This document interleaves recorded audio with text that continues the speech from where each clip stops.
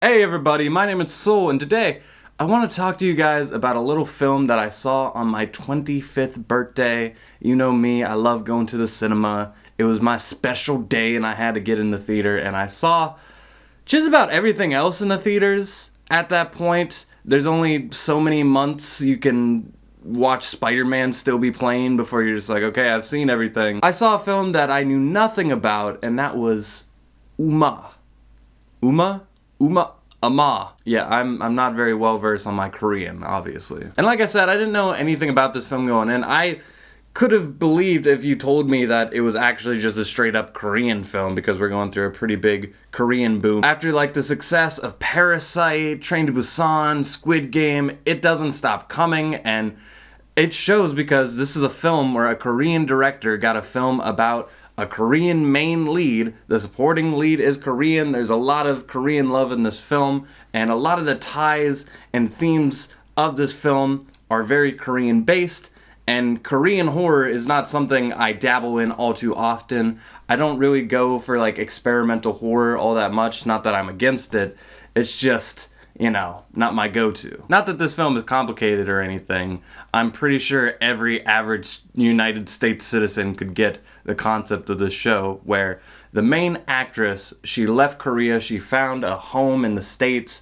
Her daughter, she completely wiped her of her heritage. She has a new name, no traditions. However, our main lead, played by Sandra Oh, who my wife tells me is a great character from Grey's Anatomy, she is completely void of technology. She does not even use electricity, and she raised her daughter that way. They have a very simple life where they're bee farmers. But just like many other horror films, all it takes is one mysterious package to land on the doorstep of our protagonist, and suddenly things are not so simple. That being said, I'm not going to reveal what's in the box, but it has a lot to do with Korean heritage, and it goes into almost like a possession movie. And I'm not gonna lie, I don't think most people will enjoy this film.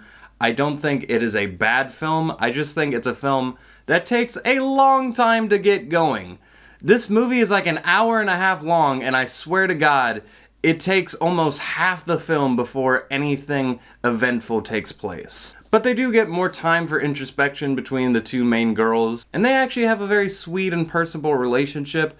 They don't really delve into the whole not using technology angle as much as I wanted them to. I do enjoy all the performances. The daughter character, her name is Chris in this movie, her performance kind of nails exactly how I feel about the rest of the film, where it's subtle. But you know when movies are subtle, but they're like borderline like very flat and boring? That's kind of how I feel about her performance and the film as a whole, where they're doing like little spooky things that you've seen in 1,000 other horror movies with no creative things. There's not really a good jump scare. The soundtrack isn't like carrying it or anything. It's just your standard horror film. And when they're not doing that, it's a very slow-paced drama. And what they do with that, I actually really enjoy. I love this aspect of characters who don't use technology, but like the daughter, she wants to get out there and find herself. She wants to go to college, but, you know, there is a divide between her and her mom, who are normally like inseparable. I think all that's really good, and even the antagonist, the concepts of the antagonist and what they do with it, I'm all for. It's just not scary. It's a horror film that feels like an empty thriller. And I actually enjoy when they cover more of the Korean heritage, because that's not something you see in horror films, or it's not something I see in general, so I enjoy, you know, learning more culture stuff. That being said, it didn't make for a very scary film. There are moments in this film that are just borderline like funny bad. There are films in the scene that are borderline just laughable, but this film still gets a positive rating for me. Sandra Oh, she's great. I love the sense of like location in this bee farm. They're like little cottage house that they live in. Just the use of bees in the film for little moments here and there. That's probably one of the only good like tension building moments that they had.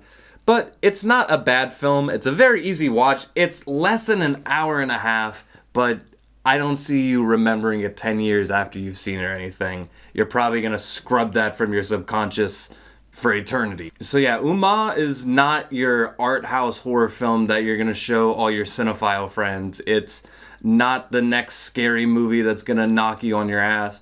It's not the next K-drama that's going to take the world by storm, but it is a very sweet little film with positive merits, but I don't think the majority of people are going to like it.